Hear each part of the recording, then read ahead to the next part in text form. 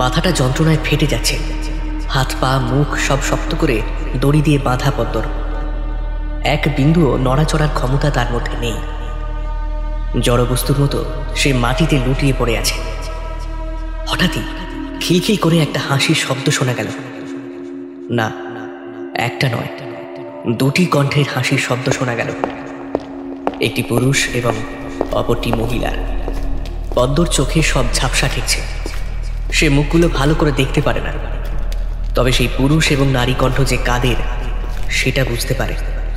পুরুষটি জোরে একটা লাথি মারে পদ্মর পেটে। যন্ত্রণায় দুমড়ে মুচড়ে যায় সে, তবুও মুখ থেকে একটাও শব্দ বের হয় না। হারামি মাগি, নিজেকে কি ভাবিস তুই? ভাতারকে শাসানো হচ্ছিল, দেখলি দেখলি কি হাল করেছি আমি তোর। এবার দেখ আর কি কি হয় তোর সাথে। ভাতারকে একটা সন্তান দিতে পারে না সালি, তার আবার বড় বড় কথা বলে। আমাদের হাতে কিন্তু বেশি সময় নেই, যা করার এখনই করতে হবে, না হলে আবার যদি কেউ দেখে নেয় তাহলে মুশকিল হয়ে যাবে।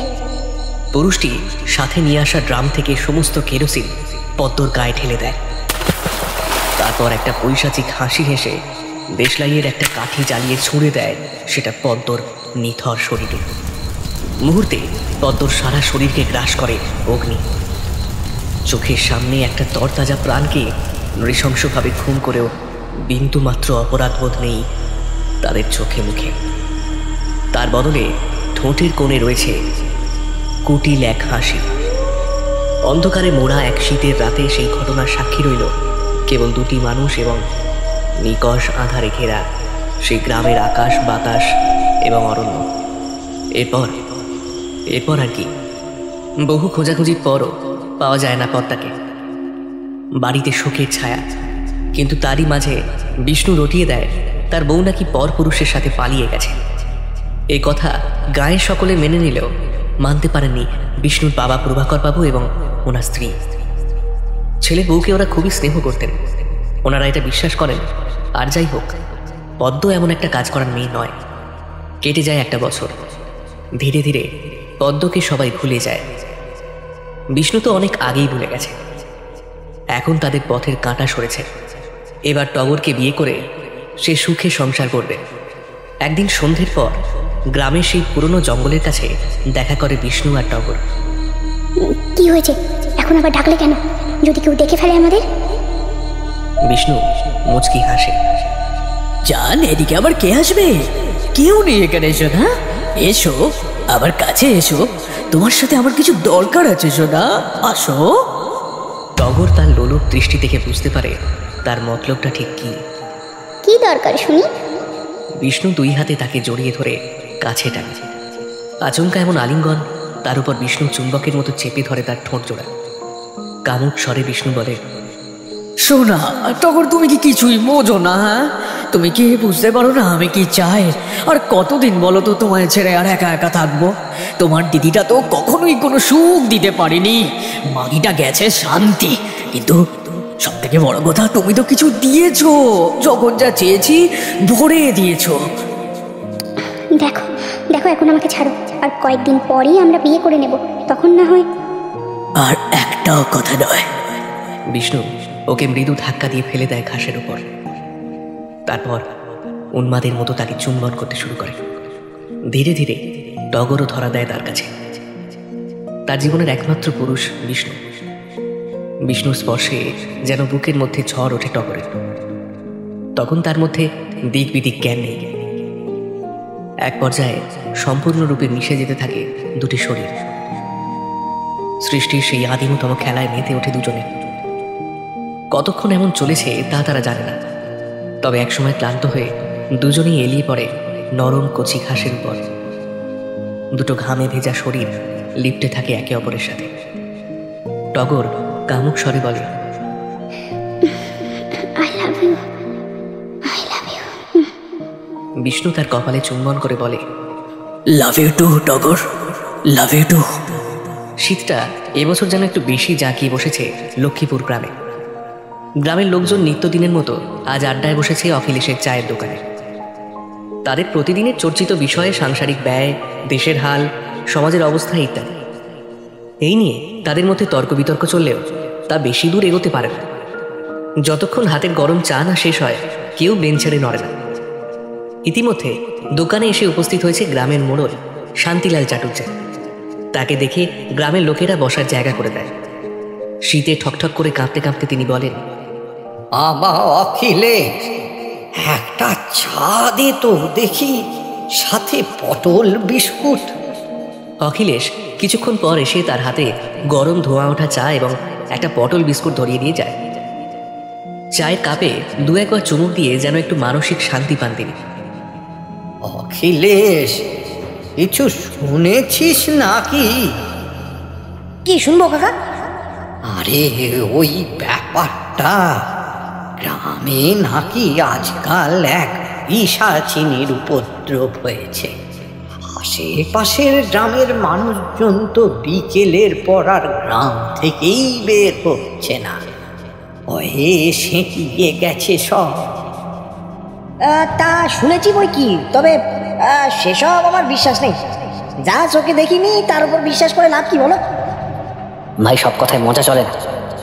গ্রামের অনেক মানুষই তাকে চোখে দেখেছে, কিন্তু দেখার পর কেউই আর এখন বেঁচে নেই। বিলাস তার কথায় সম্মতি জানায়। এই কথাটা মানতে হবে ভাই, রামকৃষ্ণ ভুল কিছু বলছে না। সাবধানের তো কোনো মান নেই। আমাদের গ্রামের মানুষজনেরও বিকেলের পর বাইরে বেরোনোটা ঠিক নয়। তবে সবই তো বুঝলাম, তবে হ্যাঁ, আমারও রামকৃষ্ণর কথাটা খারাপ লাগেনি। একটু সাবধান থাকাই যেতেই পারে। তখনকার মতো সেখানেই তাদের আসর ভেঙে যায়। যে যার কাজে চলে যায়। বিকেল গড়িয়ে সন্ধে নেমেছে গ্রামের বুকে। সাথে ধীরে ধীরে জমতে শুরু করেছে কুয়াশার দল। যত রাত বাড়তে থাকলো, কুয়াশার দল ততই যেন আবিষ্ট করে নিল গ্রামের প্রতিটা কোণা। রান্নাঘরে তখন মধু রুটি বেলছিল। এই প্রচণ্ড শীতে উনানের উষ্ণ আঁচের সামনে বসে রুটি বেলতে বেশ ভালো লাগছে তার। আনমনে সে রুটি বেলছিল। এমন সময় দুটি হাত পিছন থেকে শক্ত করে জড়িয়ে ধরে তার কোমর।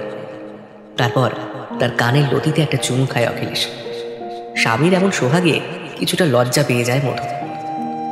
কি ব্যাপার, আজ এত রোমান্টিক? যদি রোম্যান্স করি তাহলে বলবে কেন করছি, না করলে বলবে আমার মন নাকি আজকাল উড়ুর। আরে কোন দিকে যাবে বলো তো এই অসহায় লোকটা? মধু তার কথায় মুচকি হাসে। আমি কি সে কথা বলেছি? ঠিক আছে, হয়েছে। এখন দয়া করে খেতে দাও, বড্ড খিদে পেয়েছে। এই তো হয়ে গেছে রুটি তরকারি, চলো তোমায় খেতে দিয়ে দিই। অখিলেশের নিজের বলতে স্ত্রী এবং ছোট্ট একটি মেয়ে। তার মা বাবা মারা গেছেন বহু বছর আগে। তারপর গ্রামের লোক দেখে শুনে তার বিয়ে দিয়েছিল মধুর সাথে। তখন থেকেই বেশ খুশিতে কাটছে তাদের জীবনটা। রাতের খাওয়া দাওয়া শেষ করে তারা ঘুমোতে চলে যায়। রাত তখন কটা হবে ঠিক জানা নেই। চাপা গোঙানিতে ঘুমটা ভেঙে যায় মধু। চোখ খুলে এসে আশপাশটা একবার দেখে নেয়। অখিলেশ আর মেয়ে তখন গভীর ঘুমে আচ্ছন্ন। মধু আবারও ঘুমানোর চেষ্টা করে, কিন্তু কিছুক্ষণ পরে আবারও সেই চাপা গোঙানির শব্দে তার ঘুমটা ভেঙে যায়। মধু তার স্বামীকে ডাকে, কি গো, উঠো না, একবার দেখো তো বাইরে থেকে কিসের একটা আওয়াজ আসছে। আমার কেমন জানি ভয় ভয় করছে। ওঠো বলছি, ওঠো। অখিলেশের ঘুমটা ভেঙে যায়। সে বিড়বিড় করে বলে, আরে কোনো বেড়াল টেড়াল হবে হয়তো। তুমি ঘুমিয়ে পড়ো, ঘুমিয়ে পড়ো। আহা, বেড়াল নয়, তুমি বিশ্বাস করো, আমি একটা চাপা কোঙানির মতো শুনলাম। ওটা বেড়াল হতে পারে না, তুমি একবার উঠে দেখো না। অখিলেশ বেশ বিরক্ত হয়। আর শান্তি নেই, দূর। দাঁড়াও, দেখছি। অখিলেশ উঠে দরজা খুলে বাইরে যায়। মধুও বিছানা ছেড়ে তার পিছু যায়। বাইরে এসে অখিলেশ দেখে দুটো বিড়াল বারান্দায় গুটিসুটি মেরে বসে আছে। ঠান্ডায় তারা ঠকঠক করে কাঁপছিল। অখিলেশ কোথা থেকে দুটো চটের বস্তা এনে তাদের গায়ে চাপিয়ে দেয়। এতে তাদের আর শীত করবে না। অখিলেশ স্ত্রীর দিকে তাকিয়ে বলে, মিলল তো আমার কথা, তোমার সব কিছুতেই ভয়। চলো, অনেক রাত হয়েছে। মধু স্বস্তির নিঃশ্বাস ফেলে শুতে চলে যায়। সত্যি সে একটা সামান্য ব্যাপারে কি না কি ভেবে বসেছিল, কিন্তু একবার যদি সে পিছনে ফিরে দেখত তবে সে দেখতে পেত তাদের বাড়ির উঠোন দিয়ে সরসর করে সরে পড়ল একটা কালো ছায়ামূর্তি। দূর বাল, আজ আর নেশাই হচ্ছে না। তোরা কি বানাচ্ছিস বলতো? কিছুতেই কিছু নেশা হয় না। হ্যাঁ, এই বিলাস, আর একটা পেগ বানা, জলদি তাড়াতাড়ি বানা। এই ভাই, অনেক রাত হয়ে গেছে, এবার বাড়ি চ। বাড়িতে বউ আর ছেলে একা আছে, আমাকে এবার উঠতে হবে। আচ্ছা বেশ বেশ, আর একটা পেগ খেয়েই বাড়ি যাব। ঠিক আছে ঠিক আছে, খুশি খুশি সবাই। বিষ্ণু আর বিলাস রোজের মতো আজও মাঝরাতে নিজেদের মদের আসর বসিয়েছে। অন্যদিন তাদের এই আসরে আরও একজন সামিল হয়, রামকৃষ্ণ। তবে সে আজ একটু শহরে গিয়েছে, কিছু দরকার। পরপর আরও দুপেগ খেয়ে বিষ্ণু বলে, বুঝলি ভাই, পাশের পাড়ার লোকের ওপর কিছুদিন ধরে আমার নজর পড়েছে। মালটা কি বলবো তোকে রে, একদম ডাসা পেয়ারা রে, মনে হয় এক টুকরো কামড় বসায়। একদিন যদি বাগাতে পারি না রে মালটাকে, তাহলে তো লাইফই জিঙ্গালালা। বাড়িতে শালা সুন্দরী বউ, তবুও বাইরে নজর। কি যে বলিস বিলাস, বাড়িতে টিভি থাকলে কি লোকে পকেটে ফোন রাখে না? কি রাখে তো? দুটো ব্যাপার সম্পূর্ণ আলাদা, তোর সাথে ফালতু তর্ক করে লাভ নেই। এই বাড়ি যেতে হবে এবার, আমি আসছি, তুইও বাড়ি চলে যাস। তাকে বিদায় জানিয়ে বিলাস টলমলো পায়ে সাইকেল চালিয়ে বাড়ির দিকে রওনা দেয়। বিষ্ণুও আর বসে না থেকে ক্লাব ঘরটা বন্ধ করে দিয়ে টলমলো পায়ে বাড়ির দিকে যায়। মাথাটা তার কেমন যেন ঝিমঝিম করছে, তাও নিজেকে কিছুটা ফুরফুরে রেখে গান গুনগুন করতে করতে সে আস্তে আস্তে গ্রামের উত্তর দিকে সেই পুরনো জঙ্গল পেরিয়ে হেঁটে যায়। আজ আমি মাল ছাড়া কারণ নয়, এইটুকু খেয়ে কি নেশা হয়? বেশ করে খাবো মাল, হব আমি বেসামাল, করি না আজ কাউকে ভয়। আচমকা গানটা থেমে গেল বিষ্ণু। কিসের শব্দ এটা? ঠিক শুনছে তো সে? নাকি নাকি নেশার ঘরে উল্টো পাল্টা কানে আসছে তার? কিছুই বুঝতে পারছে না সে। ভীতু সে কোনোদিনও ছিল না, এটুকু সামান্য শব্দে ভয় পাওয়ার পাত্র সে নয়। জঙ্গলের দিকে তাকিয়ে বিষ্ণু জড়ানো গলায় হুঙ্কার দিল, কোন শালার বেটা এখানে দাঁত কেলাচ্ছিস? সামনে আয় শালা, দেখি তোর দম কত। একটা অদৃশ্য হাত যেন পিছন থেকে সজোরে ধাক্কা দিল তাকে। নিজের শরীরের টাল না সামলাতে পেরে উবু হয়ে সে রাস্তায় ছিটকে পড়ল। তার এই অবস্থায় কেউ যেন ভীষণ আমোদ পেয়েছে। সেই অট্টহাসির শব্দটা যেন ধীরে ধীরে অসহ্যকর হয়ে উঠছে। উফ, আর নিতে পারছে না বিষ্ণু। দুই হাত কানে চেপে সে মাটিতেই পড়ে গেল। মনে মনে কয়েকটা কাঁচা খিস্তি দিল সেই অদৃশ্য ব্যক্তিকে। এবার একটা টান অনুভব করলো সে নিজের পায়ে। একখানা অদৃশ্য হাত বিষ্ণুকে মাটি থেকে টেনে তুলল 6 হাত উপরে। তার দেহটা এখন উল্টো হয়ে ঝুলছে শূন্যে। এবার সেই সাহসী বিষ্ণুর গলাটাও যেন ভয়ে শুকিয়ে কাঠ হয়ে গেল। বিষ্ণু নিজেকে বাঁচানোর জন্য কাকুতি মিনতি করলো সেই অদৃশ্য ব্যক্তির কাছে। দয়া করে আমাকে ছেড়ে দাও, দয়া করে আমাকে ছেড়ে দাও। আমি কারোর ক্ষতি করেছি বলো? আমাকে বেরো না, আমাকে বেরো না, আমার প্রতি দয়া করো। ক্ষিপ্ত কণ্ঠে কেউ বলল, দয়া? সেটাও আবার তোকে? কোনোদিনও না, কোনোদিনও না। আমি ফিরে এসেছি, তোদের শেষ করতে আমি এসেছি। কেউ বাঁচবি না, এক এক করে মারবো সবগুলোকে। এক ঝটকায় সেই অদৃশ্য হাতটি বিষ্ণুর পা ধরে ছুঁড়ে মারল দূরে। হাত 10 দূরে গিয়ে ছিটকে পড়ল বিষ্ণু। জঙ্গলের একটা গাছের সাথে গিয়ে ঠুকে গেল তার মাথাটা। মাথা ফেটে রক্তের ধারা বয়ে গেল। জ্ঞান হারালো সে।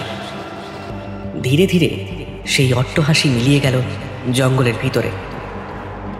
স্বামী অনেকক্ষণ বাড়ি ফিরছে না দেখে ছটফট করছে টগর। সেই কখন বেরিয়েছে সে। এখন মাঝরাত, ঘড়িতে 1টা বাজে, তবুও তার পাত্তা নেই। টগর তার শ্বশুরমশাইকে জানালো ব্যাপারটা। আহা বৌমা, চিন্তা করো না, আমি গ্রামের লোকজন নিয়ে যাচ্ছি ওকে খুঁজতে, তুমি তুমি বাড়িতেই থাকো। আপনি যান বাবা, আমার মনটা কেমন কু ডাকছে, না জানি এখন কোথায়। প্রভাকর বাবু গ্রামের লোকজনদের নিয়ে বেরিয়ে পড়লেন ছেলেকে খুঁজতে।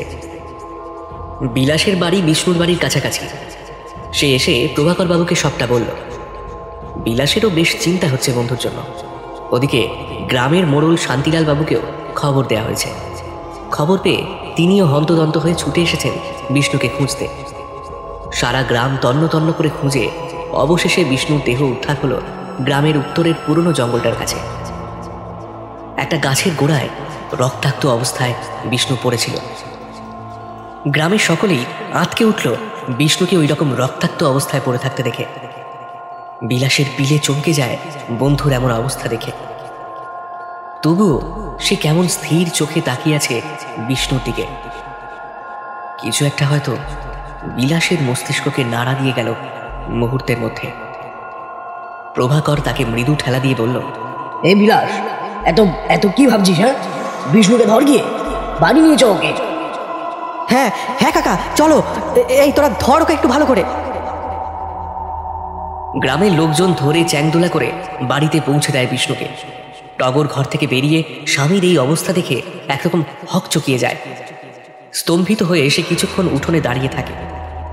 বিলাস চট করে গিয়ে নিতাই ডাক্তারকে ঘুম থেকে তুলে নিয়ে আসে। ডাক্তারবাবু এসেই বিষ্ণুকে দেখে টেখে একটা ইঞ্জেকশন করলেন এবং মাথাটা ভালো করে ওষুধ লাগিয়ে ব্যান্ডেজ করে দিলেন। আর সাথে কয়েকটা ওষুধ দিয়ে কয়েকদিন রেস্ট নিতে বললেন। ধীরে ধীরে তাদের বাড়িতে জমা ভিড় কেটে গেল। যে যার বাড়ি চলে গেল। বিলাসও কিছুক্ষণ সেখানে থেকে বাড়ি চলে গেল। সকাল হতে আর কয়েক ঘন্টা। কাল সে আসবে বন্ধুকে আবার দেখতে। প্রভাকর বাবু এবং তার স্ত্রী বৌমাকে একটু ঘুমিয়ে নিতে বলে শুতে চলে গেলেন। আর তো কয়েক ঘন্টা, তারপরই রাতের আধার সরে গিয়ে নতুন ভোরের সূচনা হবে। টগর স্বামীর পাশে শুয়ে চোখ বন্ধ করে ঘুমানোর চেষ্টা করল, কিন্তু তার আর ঘুম এলো না। ওদিকে বিষ্ণু কী সব যেন বিড়বিড় করছে। টগর তার মুখের কাছে কান পেতে শোনার চেষ্টা করল। বিষ্ণু অস্ফুট স্বরে বলছে, সে ফিরেছে, সে ফিরেছে, কাউকে কাউকে কাউকে ছাড়বে না, কাউকে না, আমাকেও না, আর কাউকে না, কাউকে না। টগর কিচ্ছু বুঝতে পারল না সে কি বলছে। কার ফেরার কথা বলছে বিষ্ণু? কে সে? কেনই বা সে ছাড়বে না তাকে? বিষ্ণুর জ্ঞান ফিরলে সবটা জানবে তার থেকে টগর। বিলাসকে একটু মনমরা দেখে প্রশ্ন করলো অখিলেশ, কি রে ভাই, এই তোর আবার কি হলো? এই বাড়িতে সব ঠিক আছে তো? না রে, বাড়িতে সব ঠিক আছে, কিন্তু কিন্তু কিন্তু কি? গতকাল মাঝরাতে বিষ্ণুর অর্ধচেতন দেহটা গ্রামের উত্তর দিকে সেই জঙ্গলটার কাছে পাওয়া যায়। সে এক বিচ্ছিরি অবস্থা, মাথা ফেটে একেবারে রক্তারক্তি কাণ্ড।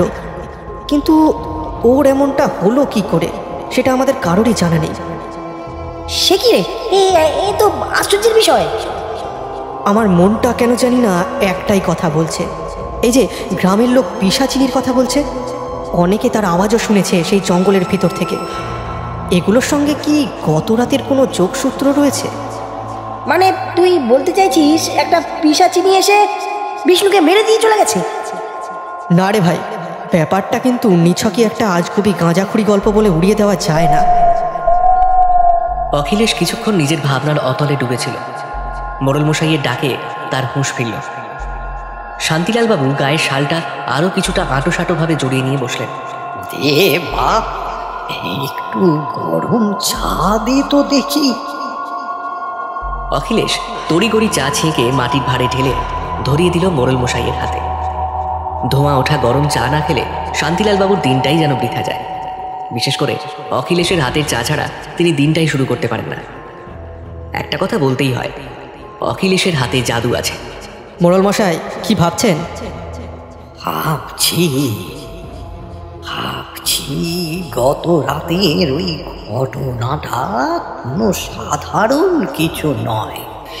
এ নিশ্চয়ই সেই পিশাচিনীর কাজ। আমের ওপর তার নজর পড়েছে। নজর। আমরা কি হাতে হাত গুটিয়ে বসে থাকবো? পিশাচিনীকে কি আমরা তার হত্যালীলা চালিয়ে যেতে দেব? যদি সত্যিই কোনো পিশাচিনীর নজর পড়ে এই গ্রামে, তবে আমরা একসাথে লড়বো তার সাথে। কিভাবে?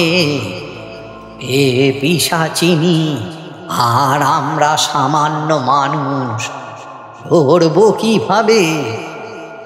সমস্যার জন্ম যখন হয়েছে তার শেষে কোনো উপায় নিশ্চয়ই থাকবে। আমাদের কিছুদিন ধৈর্য ধরতে হবে, খালি একটু সাবধানে চলতে হবে। খুব শীঘ্রই একটা উপায় বার করতে হবে।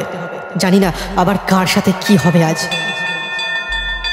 গ্রামের বুড়ো শিব মন্দির চত্বরে সন্ধেবেলায় শঙ্খধ্বনি উলুধ্বনিতে গমগম করছে চারিদিক। রামকৃষ্ণ সদ্য পুজো শেষ করে এসে প্রসাদ বিতরণ করল ভক্তবৃন্দদের।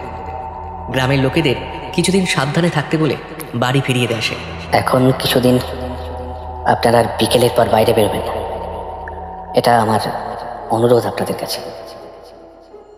যতদিন না সেই পিশাচিনীকে শেষ করা যায় ততদিন আপনাদের সাবধানে থাকতে হবে, কারণ সাবধানের কিন্তু মার নেই। গ্রামের লোকেদের মনে এক চাপা ভয়ের সৃষ্টি হয়েছে এই কয়েকদিনের সব অস্বাভাবিক ঘটনাগুলোতে।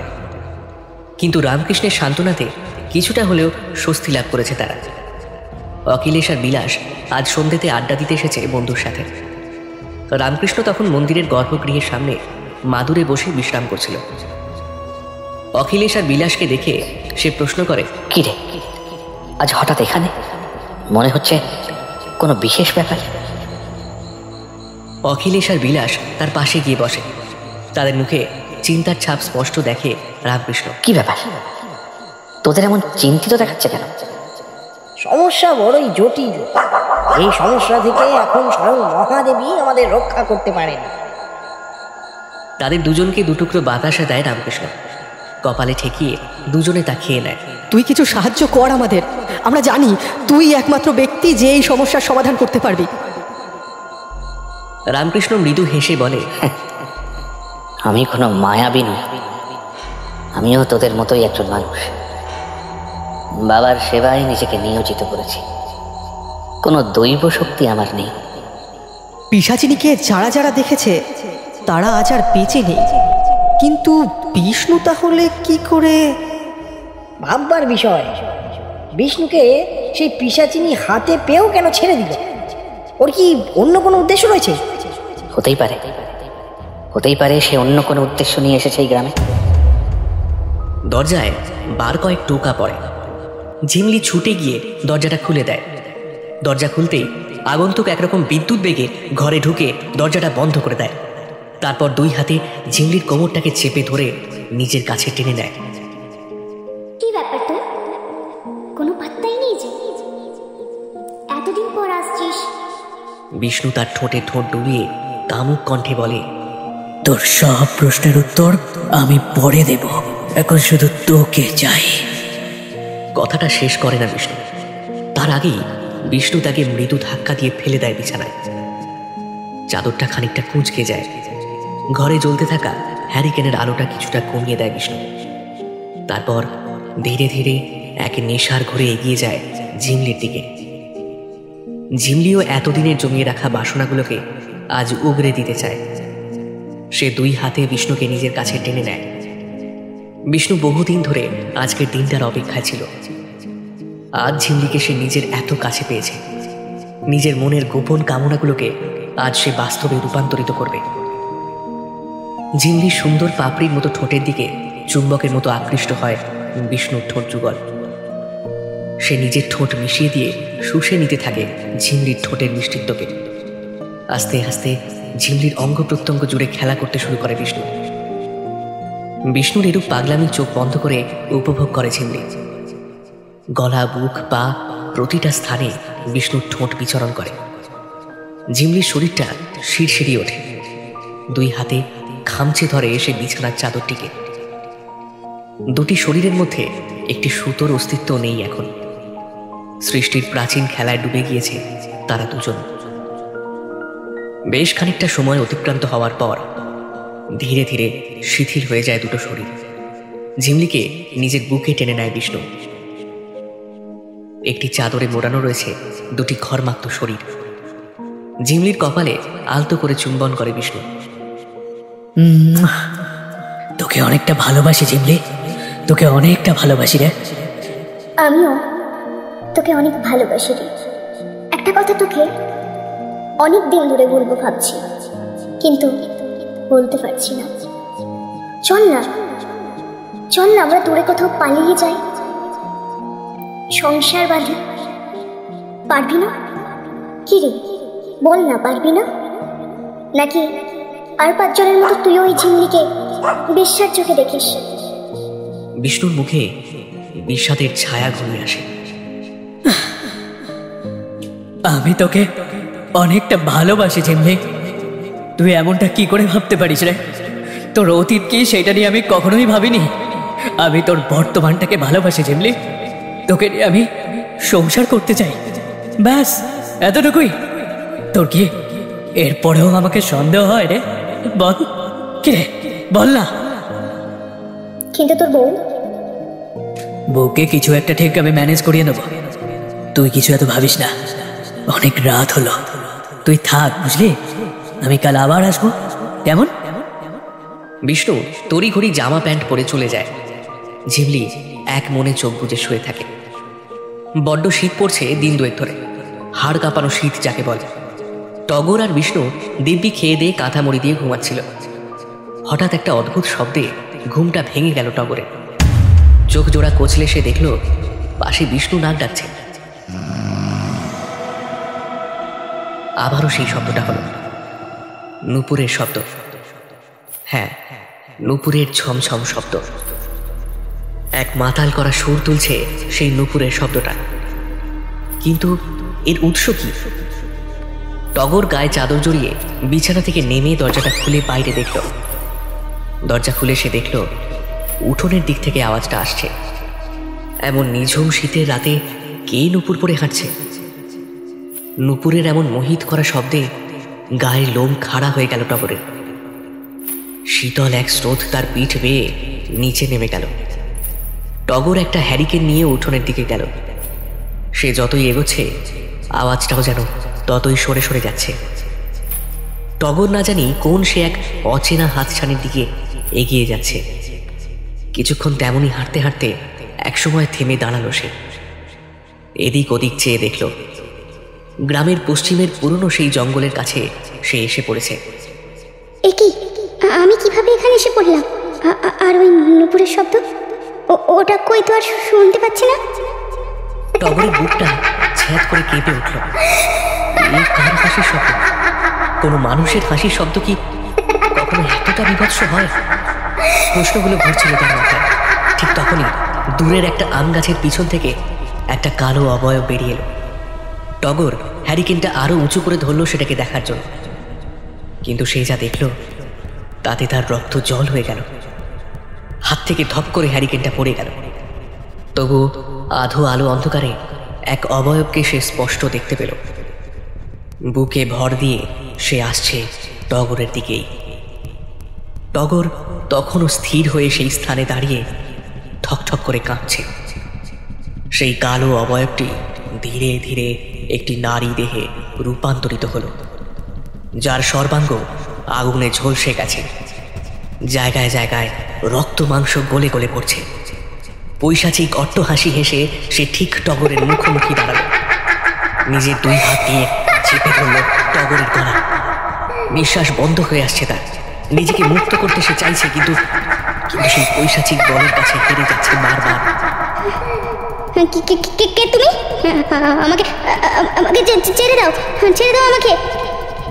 হিস হিসে কণ্ঠে সেই নারী মূর্তি বলল, ছেড়ে দেব তোকে, তোর বুক চিরে আজ আমি রক্তপান করব।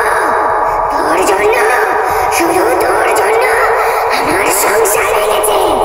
নিজের মায়ের পেটের বোন হয়ে তুই যা করেছিস তোর ক্ষমা হয় না।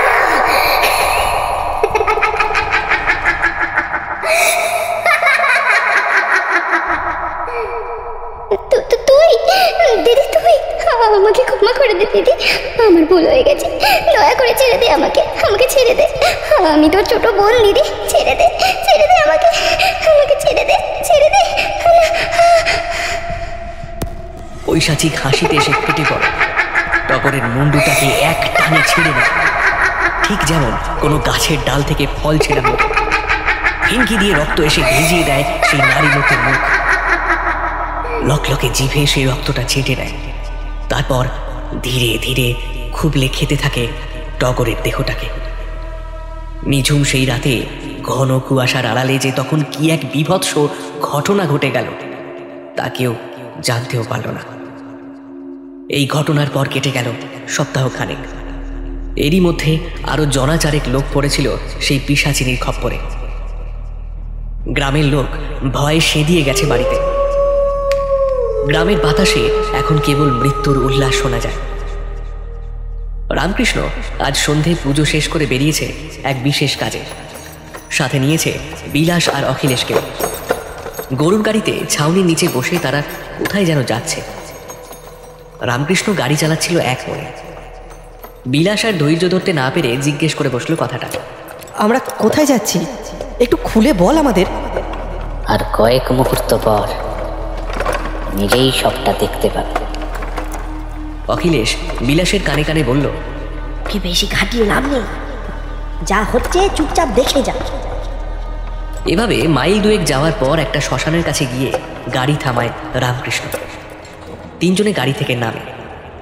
বিলাস অবাক হয়ে জিজ্ঞেস করে, কিরে এত রাতে আমাদের শ্মশানে আনলি কেন? চল, জানতে পারবি। তারা দুজন কোনো কথা না বলে রামকৃষ্ণের পিছনে যায়। অদ্ভুত এক গা ছমছমে পরিবেশ। শেয়ালের ডাক ভেসে আসছে দূরে কোথাও থেকে। যেদিকেই দুচোখ যায় চিতা জ্বলছে। কিছু দূর গিয়ে তারা দেখল একটা স্থান জুড়ে জনা পাঁচেক অঘরী সাধু যজ্ঞ করছে। রামকৃষ্ণ সোজা গিয়ে একজনের পায়ে পড়ল। জয় জয় শিবশম্ভু, জয় অঘরী বাবা, জয় জয় অঘরী বাবার জয়। হর হর মহাদেব, জয় শিবশম্ভু। কে রে তুই পুত্র, কি চাস এখানে? বাবা, আমাদের গ্রামের উপর এক পিশাচিনীর নজর পড়েছে। যে ওর খপ্পরে পড়ছে তারই প্রাণ চলে যাচ্ছে। আপনি কোনো উপায় বলে দিন বাবা, ওর হাত থেকে বাঁচার। আপনি তো অসীম ক্ষমতাশালী। বেশ, আমি দেখছি। মহাদেবের ওপর আস্থা রাখ, তিনিই মুক্তির পথ দেখাবেন। হর হর মহাদেব। অঘরী সাধু চোখ খুলে বাজখাই গলায় বললেন। অখিলেশ, বিলাস এবং বাকি সাধুরা একসাথে বলে উঠল, হর হর মহাদেব, হর হর মহাদেব, জয় ভোলেনাথ, জয় শিবশম্ভু। সকলে বৃত্তাকারে বসল সেই অঘরী সাধুকে কেন্দ্রে রেখে। অঘরী সাধু লাল রং দিয়ে একটা অদ্ভুত রকমের নকশা টানলেন মাটিতে। ঠিক তার পাশেই বড় একটা যজ্ঞকুণ্ডলী প্রস্তুত করা হয়েছে। সেই নকশার মধ্যে 3টি মরার খুলি রাখা রয়েছে। অঘরীর হাতে একটা বড় হাড়, সম্ভবত কোনো মানুষেরই হবে। নিজের বাঁচখাই গলায় তিনি কি যেন এক মন্ত্র জপ করছেন এবং মাঝে মাঝেই ভস্মর মতো কিছু একটা যজ্ঞকুণ্ডলীতে ছুঁড়ে দিচ্ছেন। বিপদ, অনেক বড় বিপদ। পাপ পাপ করেছে, চরম পাপ। সে ফিরে এসেছে প্রতিশোধ নিতে। প্রতিশোধ না নিলে তার মুক্তি হবে না। কে ফিরেছে? আরে কোন পাপ, কি বলছেন এসব? পিশাচিনী নিজের ওপর হওয়া এক অন্যায়ের প্রতিশোধ নিতে ফিরেছে। নিজের প্রতিশোধ সম্পূর্ণ না করে সে মুক্তি পাবে না। তাকে আটকাতে আমি পারবো না, তবে মুক্তি দিতে পারি। সে কে সে? আর তার উদ্দেশ্যই বা কি? দয়া করে বলুন। অঘরী বেশ কিছুক্ষণ চোখ বন্ধ করে বসে রইলেন। তারপর হঠাৎ চোখ খুলে গম্ভীর কণ্ঠে বললেন, এই পিশাচিনীর নাম পদ্ম। সে তোদেরই গ্রামের প্রভাকর মণ্ডলের পুত্রবধূ ছিল। কোনো এক শীতের রাতে ওই অভাগীর স্বামী আর বোন মিলে তাকে নৃশংসভাবে পুড়িয়ে হত্যা করে। সেই পিশাচিনী হয়ে ফিরে এসেছে। বোনকে হত্যা করা হয়ে গেছে তার, এবার স্বামী পালা। তিনজনে অঘরীর বলা কথাগুলো শুনে চমকে যায়। অঘরীর এই অদ্ভুত ক্ষমতায় তারা আরো বেশি মোহিত হয়। তাহলে এখন উপায়? ওই যে বললাম, ও নিজের প্রতিশোধ না নেওয়া পর্যন্ত মুক্ত হবে না। আমি ওর স্বামীকে বাঁচাতে পারবো না। তবে হ্যাঁ, আমি গতকাল যাব তোদের গ্রামে। এখন তোরা যা যা। তিনজনে হতাশ হয়ে ফিরে আসে। তাদের হাতে কিচ্ছু নেই এখন। পরদিন বিকেলে তিনজনে আবার দেখা করে মন্দিরে। অঘরী কিন্তু আজকেই আসবেন। আমাদের যা করার রাতের আগেই করতে হবে। গ্রামের ভালোর জন্য আমাদের এটা করতেই হবে। সারা বিকেল তাদের মধ্যে এই নিয়ে কথোপকথন চলল। এরপর সন্ধে নামল গ্রামের বুকে। অঘরী নিজের কথা মতো এসে হাজির হলেন গ্রামে। জয় শিবশম্ভু। যা বলেছি সব করেছিস? হ্যাঁ বাবা, সব করেছি, আপনার চিন্তা নেই। বেশ, এখন শুধু রাতের অপেক্ষা। অধীর আগ্রহে তারা অপেক্ষা করতে থাকলো রাতের। শীতের সময় রাতও একটু তাড়াতাড়ি হলো। গ্রামের সব লোক তখন গভীর ঘুমে আচ্ছন্ন।